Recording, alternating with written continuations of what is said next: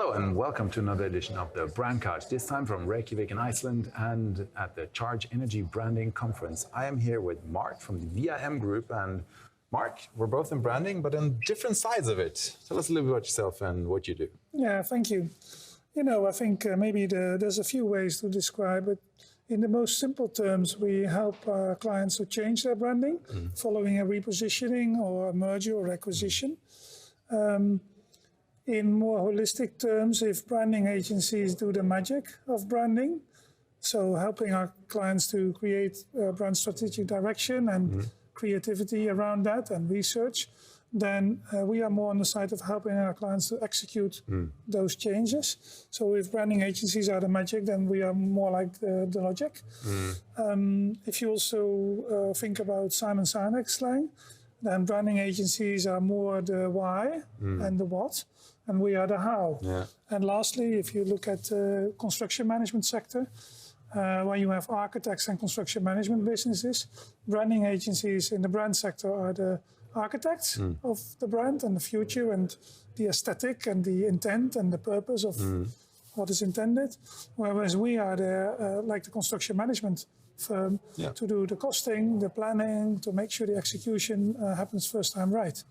So yeah, that's a few of the metaphors that we can lots of analogies around an interesting field. Yeah, very cool. So if you look back, I mean, you've been executing brand change for some of the largest companies in Europe and internationally, for that matter, over the past how many years? 31 years. 31 years. Okay.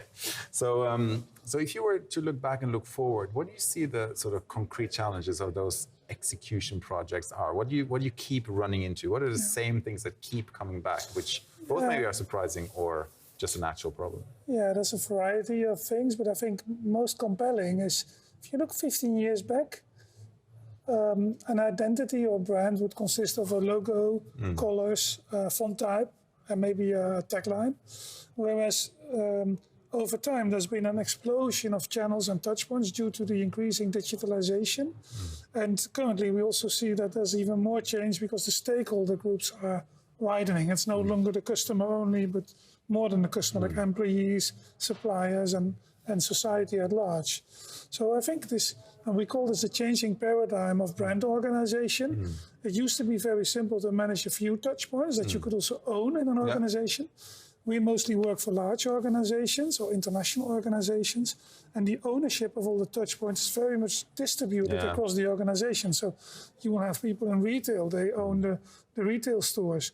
Then you have people in the marketing department who are, say, owning the web channels or the apps that are somewhere in the business with different owners. So the role of a brand director has very much become the role of a conductor, and more than a manager or a police officer who used to talk about how you could not use the logo.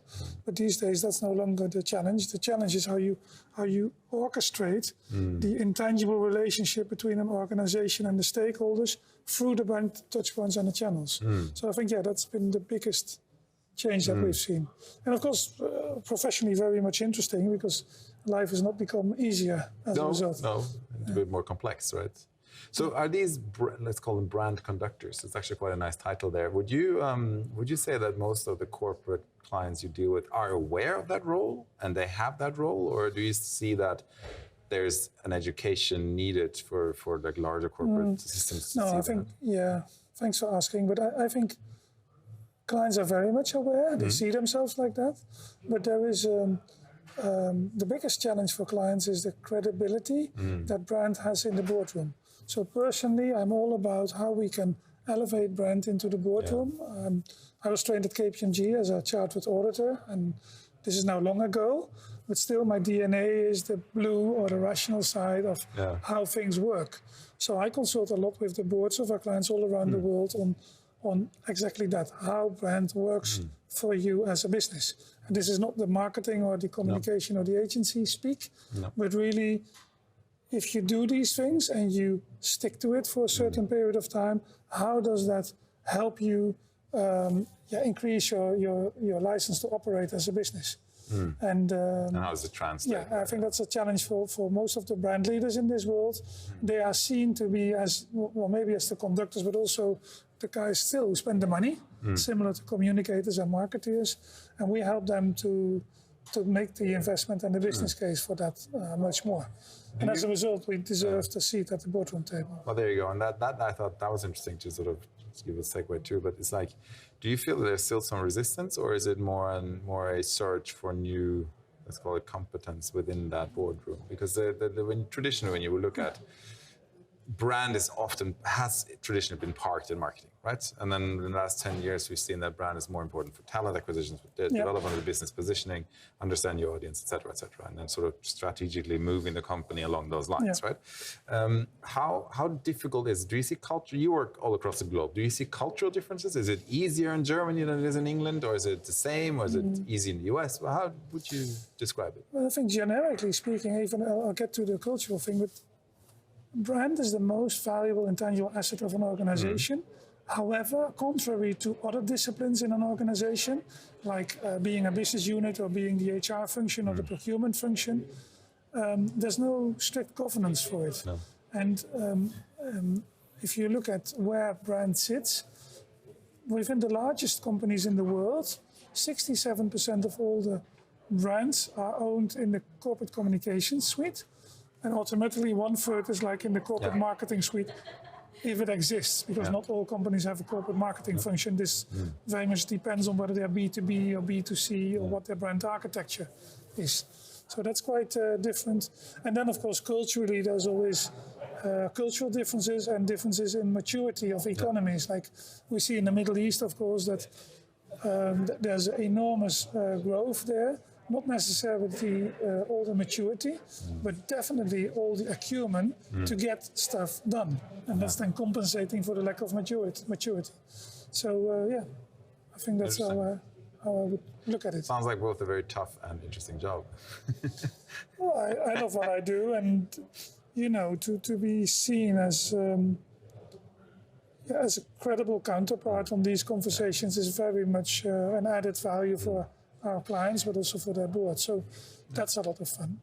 Awesome. So last question, 5-minute conversation. If you were to give like the one pro tip to the chairmen of the boards of the international corporate society, what would that be? Yeah, this is about what the move into the stakeholder economy versus the shareholder economy means for organizations and their positioning and their identity or their purpose or their character, if you wish, irrespective of which term you're using.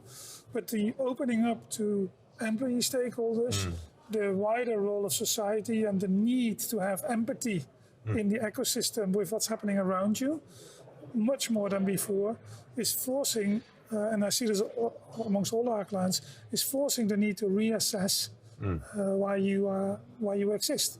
And this is not about ESG and whether it's nice, it's really making sure you have a future-proof position in a brand, identity, DNA, character, again, whatever you want to call it.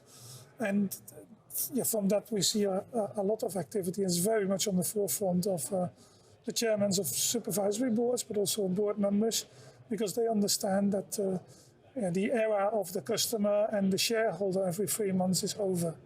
And I think this is very much front of mind for most of the board members. Marc, thank you so much for a good conversation. If you want to check them out, check them out at vimgroup.com. That's vim-group.com. And thank you very much and have a lovely day. And thank you for watching. Thank you. Bye-bye.